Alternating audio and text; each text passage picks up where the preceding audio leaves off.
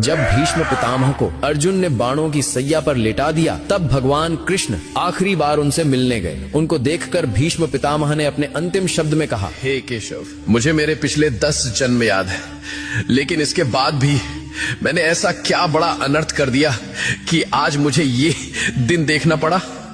पिछले 10 जन्म में मैंने तो कोई पाप नहीं किया, तो फिर मुझे ये बाणों की सैया क्यों मिली? ये बाणों की सैया अब मुझसे सही नहीं जाती। मुझे मेरे सवाल का जवाब दो केशव। तब भगवान कृष्ण ने कहा कि हे पितामह, ये बात आपके 10 जन्मों के पहले की है। जब आप एक राजकुमार थे, तब आप जंगल से भ्रमण कर रहे थे। तभी आपके रास्ते में एक सांप आ गया। आपने उसको मारा नहीं, बल्कि ये सोचकर कि कहीं ये सांप किसी को काट ना ले, इसलिए आपने उस सांप को रास्ते से हटा दिया।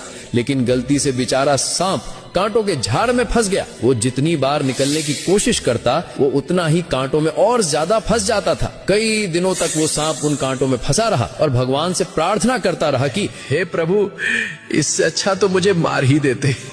प्रभु, जिसने भी मेरे साथ ऐसा किया है, उसके साथ भी ऐसा ही करना।